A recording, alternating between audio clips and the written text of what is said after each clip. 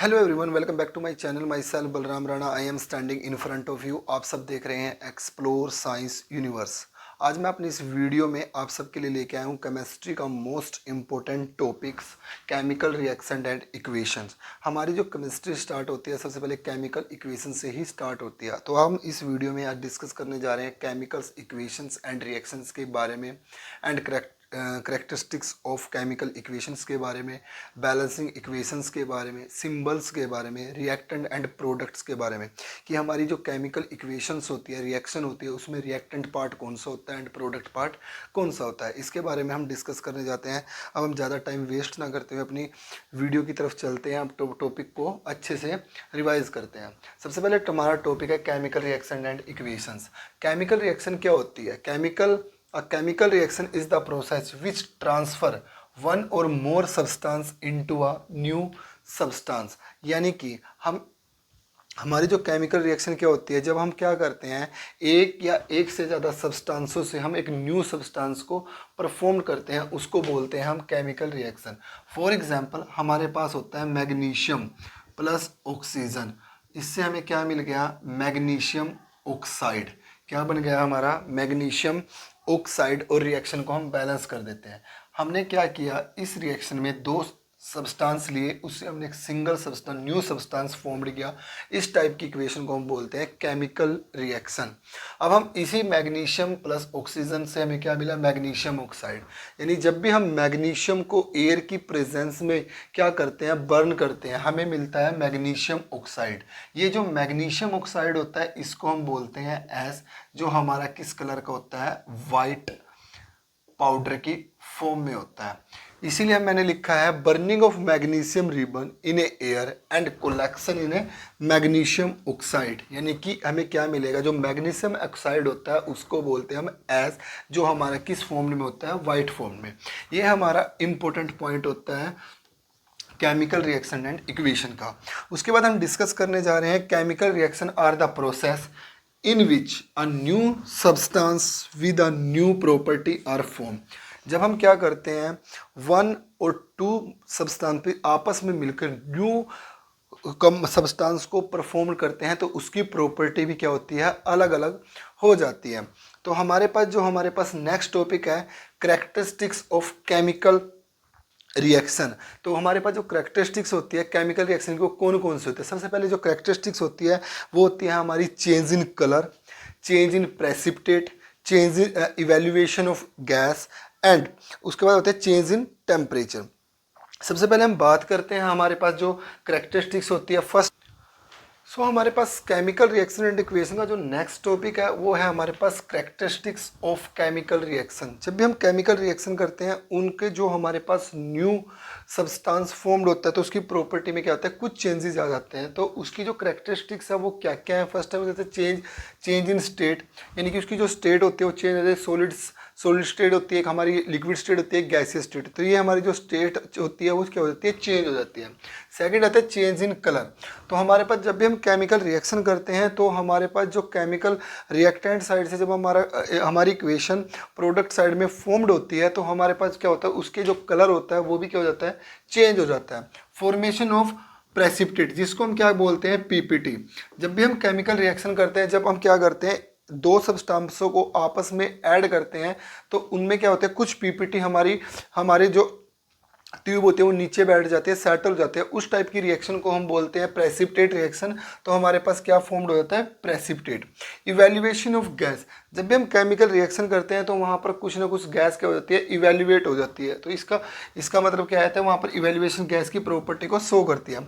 और change in temperature, यानी कि वहाँ पर क्या होता है? टेम्परेचर भी क्या होता है? चेंज होता रहता है। यानी कि जब हम दो सब्सटेंस को आपस में मिक्स करते हैं तो उसमें टेम्परेचर में क्या आएगा? कोई ना कोई इफेक्ट जरूर पड़ता है।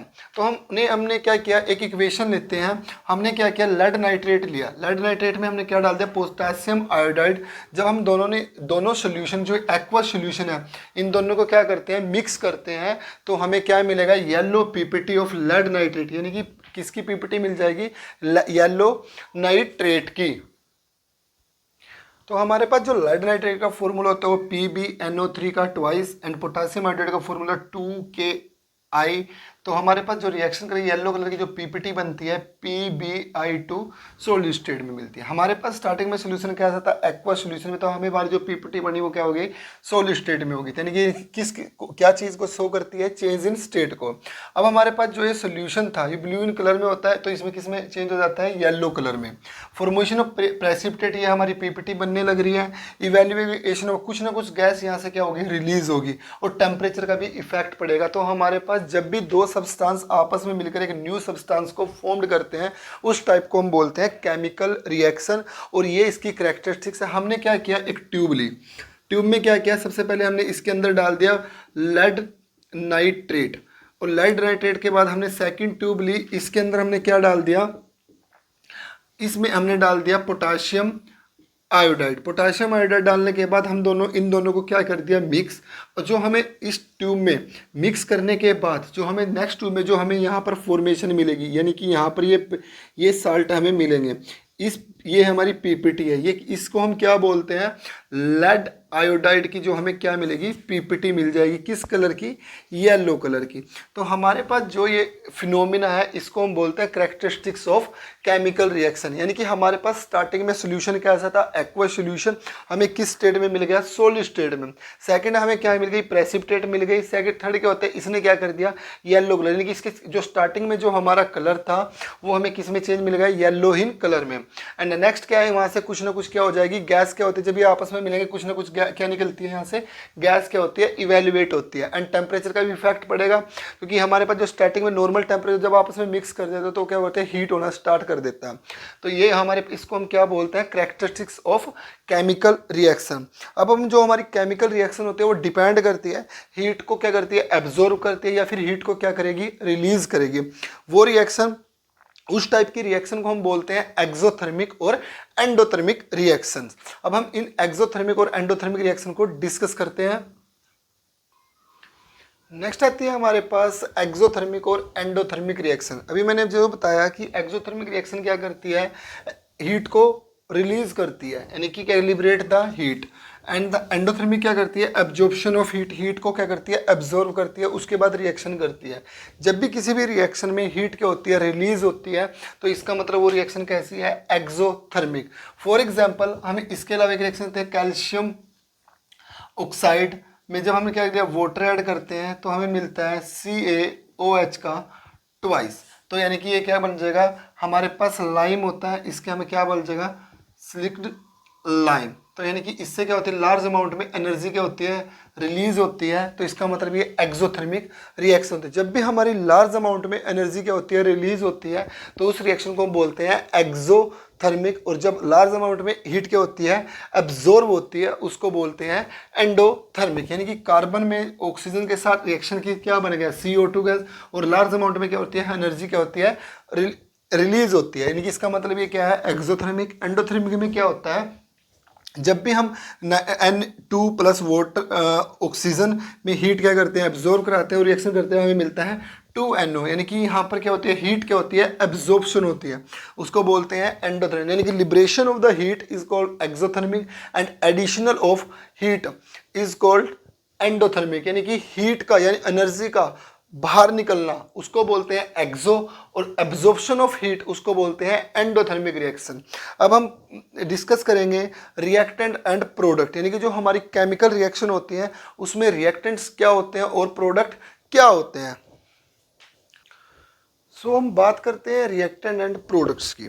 अब हमारे पास कोई भी केमिकल रिएक्शन होती है, जो केमिकल रिएक्शन का जो हमारे लेफ्ट साइड का जो पार्ट होता है, जो लेफ्ट साइड का जो पार्ट होगा उसको बोलते हैं हम क्या रिएक्टेंट, एंड जो राइट साइड का पार्ट होता है उसको बोलते हैं हम प्रोडक्ट। जो हमारे लेफ्ट हैंड साइड का जो पार्ट होगा उसको बोलते हैं हम क्या रिएक्टेंट, एंड जो लेफ्ट हैंड साइड का जो पार्ट होगा उसको बोलते हैं हम क्या PRO प्रोडक्ट। जो ये एरो होता है ये हमारे रिएक्शन को शो करता है कि दो सब्सटेंस आपस में जब मिल जाते हैं उसको मिक्स करते हैं, उसके बाद एरो क्या उनके बीच में क्या हो रही है रिएक्शन, हमें क्या मिल गया प्रोडक्ट। तो हम बात करते हैं हमने लिया मैग्नीशियम प्लस ऑक्सीजन, यानी कि दोनों सब्सटेंसों को हमने ऐड किया मैग्नीशियम और ऑक्सीजन को, हमें क्या मिल गया मैग्नीशियम ऑक्साइड। जो हमारे पास जो ये दो सब्सटेंस है इस तरफ जो हमने टेक पार्ट लिया है लेफ्ट हैंड साइड में, इसको बोलते हैं रिएक्टेंट एंड इसको बोलते हैं हम क्या, प्रोडक्ट। कोई भी रिएक्शन होगी, एरो के जो लेफ्ट साइड वाला पोर्शन होगा उसको बोलते हैं हम रिएक्टेंट, एंड एरो से जो साइड वाला पोर्शन होगा उसको बोलते हैं प्रोडक्ट। अब हमारे पास substance which take part in a chemical reaction is called reaction, यानी कि जो ये वाला टेक पार्ट है इसको बोलते हैं हम क्या, रिएक्टेंट, एंड जो हमारे पास आर फॉर्म द रिजल्टेंट इसको बोलते हैं हम क्या, प्रोडक्ट। तो हमारे पास कोई भी केमिकल रिएक्शन होते हैं उसमें 2 पॉइंट होते हैं, रिएक्टेंट एंड प्रोडक्ट। अब जब भी हमारे पास जो बैलेंसिंग इक्वेशन होती है, हम जो हमारे पास अनबैलेंस इक्वेशन होती है उसको बैलेंसिंग इक्वेशन में कन्वर्ट करने के लिए हम क्या करते हैं, जो रिएक्टेंट के नंबर ऑफ एटम्स होते हैं वो इक्वल टू होते हैं number of atom of product के। ये हमारे पास बैलेंसिंग इक्वेशन को करने का मेथड होता है जिसको हम बोलते हैं hit and trial method.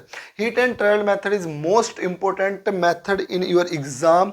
So the number of maximum question are in a chemical reaction and equation में क्या होता है, वो बैलेंसिंग इक्वेशन का 100% पूछता है कि कोई भी आपको रिएक्शन देगा उसको बोलेगा कि इस रिएक्शन को बैलेंस करके दिखाओ। आपको क्या करना होता है, आपको नंबर ऑफ एटम्स जो होते हैं रिएक्टेंट साइड के वो प्रोडक्ट साइड के इक्वल करने होते हैं। फॉर एग्जांपल हमारे पास मैग्नीशियम है, मैग्नीशियम में जो हमारे पास जो एलिमेंट है मैग्नीशियम का 2 एटम्स हैं, ऑक्सीजन के कितने हैं 2।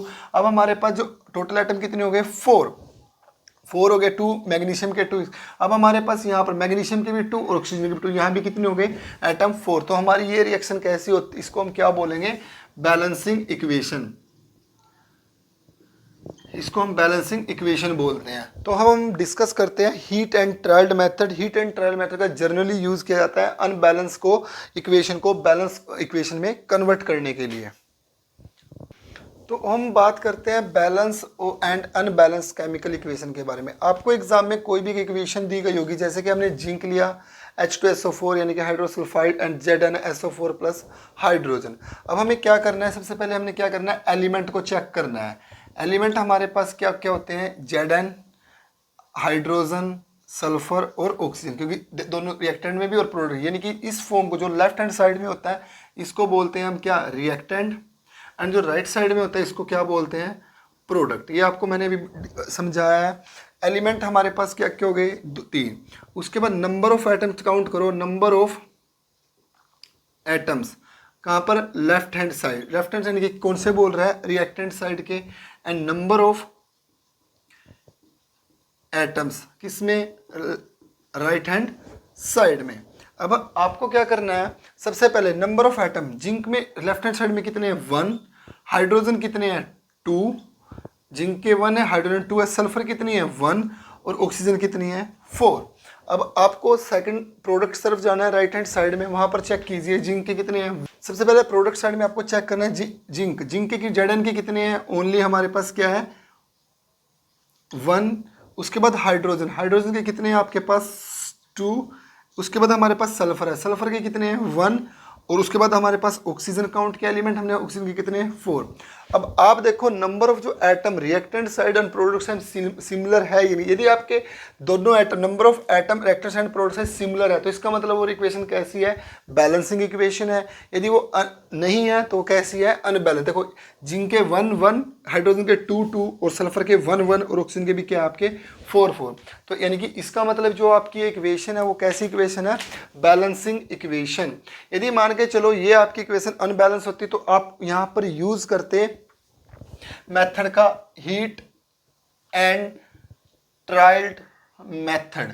यानी कि हीट एंड ट्रायल मेथड का यूज कहाँ करते हैं, जो हमारे पास अनबैलेंस्ड जो इक्वेशन होती है, अनबैलेंस जो इक्वेशन होती है उसको कन्वर्ट करने के लिए किसमें, बैलेंस इक्वेशन में। यानी कि जो हम बात कर सकते हैं the balancing of chemical equation in reactant side, number of जो atom reactant side are equal to the number of the atom in product side with the help of heat and trial method। तो अब हम heat and trial method से एक equation को solve करते हैं। तो हम हमारे पास कोई भी इक्वेशन है, iron plus water, iron oxide plus hydrogen. अब आपको ये इक्वेशन दी गई है। अब आप जो आपके पास ये जो लेफ्ट हैंड साइड पोर्शन है इसको क्या बोलते हैं, रिएक्टेंट, और जो लेफ्ट हैंड राइट साइड है मैं इसको क्या बोलेंगे, प्रोडक्ट।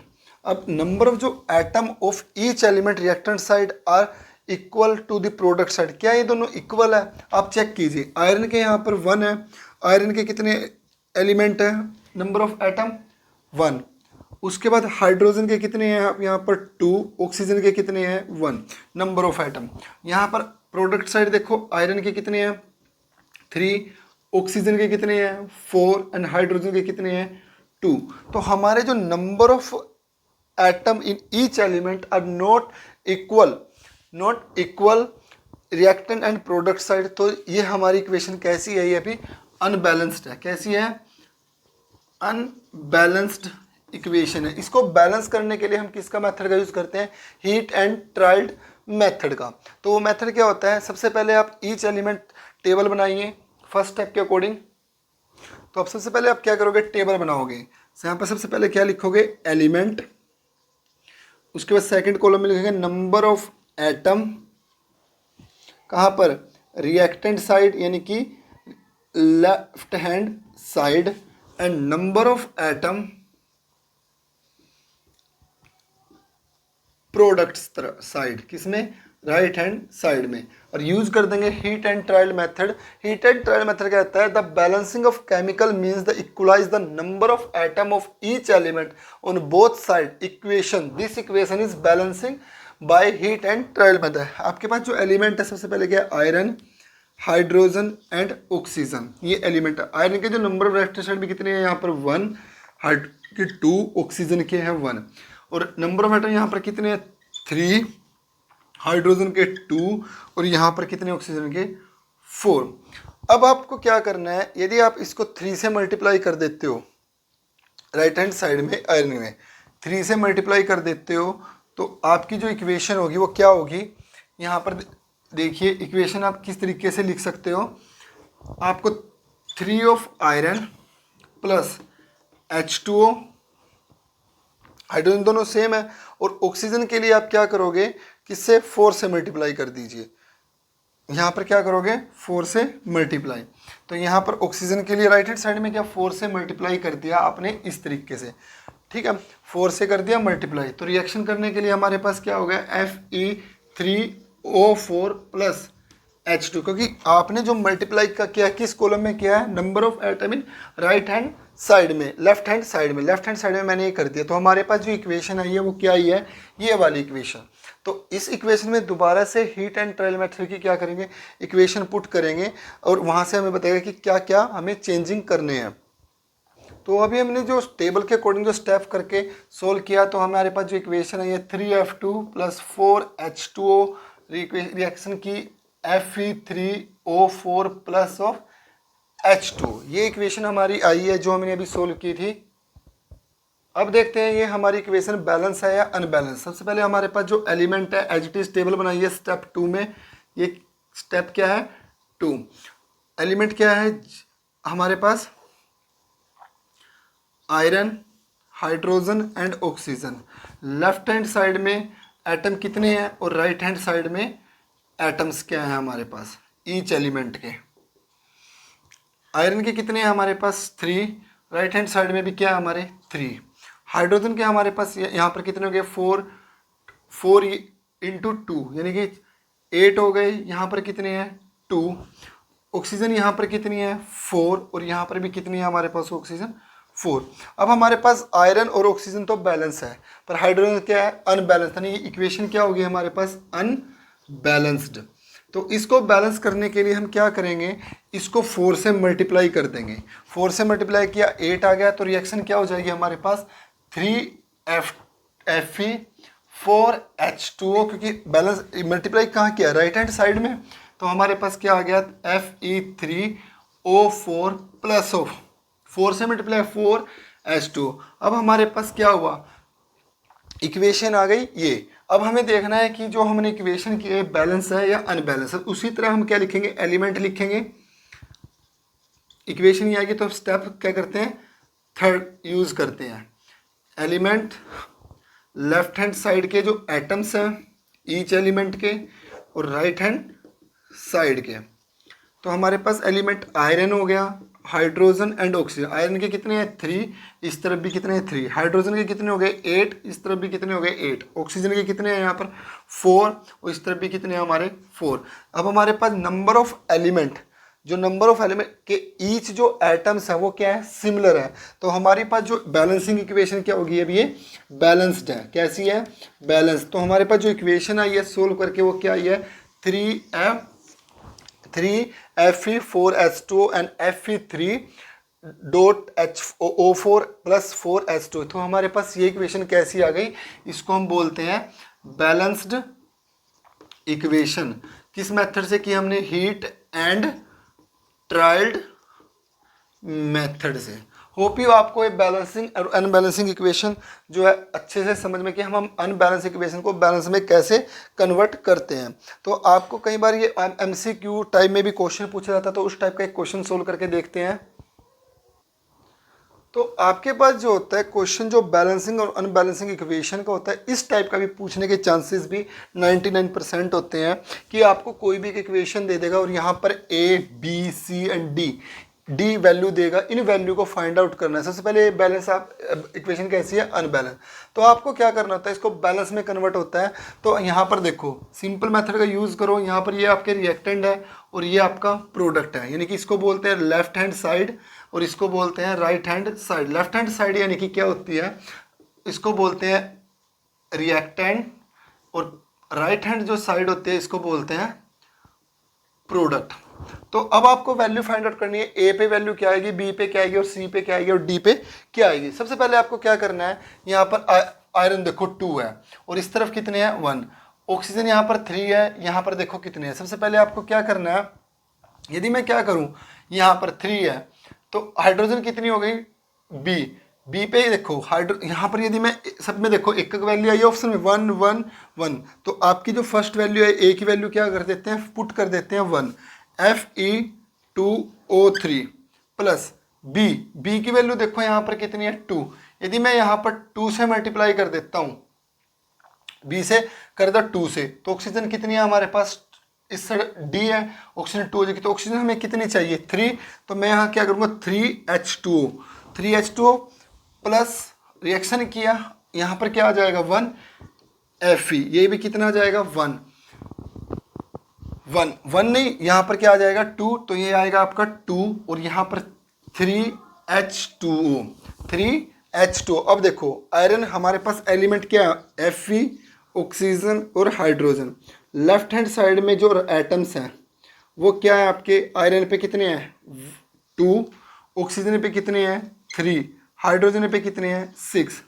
राइट हैंड साइड में जो एटम्स हैं वो कितने हैं इसके 2, ऑक्सीजन के कितने आ गए 3 और 6। तो ये इक्वेशन कैसी हो गई बैलेंस्ड, कैसी हो गई बैलेंस्ड। तो आपके पास जो आंसर आया, ए की वैल्यू कितनी पुट की आपने, ए की value 1, a is equal to क्या आ गया 1, बी इज इक्वल टू आ गया 3 and c is equal to आ गया 2 and d is equal to आ गया 3। तो ऑप्शन क्या हुआ आपका सी, ये आपका क्या हो गया आंसर। होप यू आपको बैलेंसिंग इक्वेशन की जो कंप्लीट टॉपिक अच्छे से समझ में आया होगा। तो अब हम इसके बाद मैं अपनी अब नेक्स्ट वीडियो में जो डिस्कस करूंगा, मैं आपको बताऊंगा केमिकल इक्वेशन के जो टाइप्स होते हैं वो कौन कौन से होते हैं। जो हमारा जो फर्स्ट टाइप होता है उसको बोलते हैं कम्बिनेशन रिएक्शन, सेकंड टाइप होता है उसको बोलते हैं decomposition reaction and third type होता है उसको बोलते हैं डिस्प्लेसमेंट रिएक्शन एंड फोर्थ होता है उसको बोलते हैं रिडॉक्स रिएक्शन। ये जो 4 टाइप हैं हमारे मोस्ट पावरफुल और इम्पोर्टेंट टाइप होते हैं, जिसको मैं अपनी अब नेक्स्ट वीडियो में आपके सामने अच्छे से डिफाइन करूंगा शॉर्ट्स नोट में। होप यू आपको ये मेरी video chemical reaction and equation के अच्छे से समझ में आएगी कि जो मैंने टॉपिक्स आपको बताए हैं केमिकल रिएक्शंस के बारे में, सिंबल्स के बारे में एंड करैक्टरिस्टिक्स के बारे में और रिएक्टेंट एंड प्रोडक्ट के बारे में एंड एक्सोथर्मिक और एंडोथर्मिक और बैलेंसिंग इक्वेशन के हीट एंड ट्रायल मेथड को आपको अच्छे से समझ में आ गए होंगे। यदि आपको ये मेरी वीडियो अच्छी लगी हो प्लीज़ मेरी वीडियो को लाइक करना, कमेंट करना एंड शेयर करना। Thank you very much, have a nice day, thank you.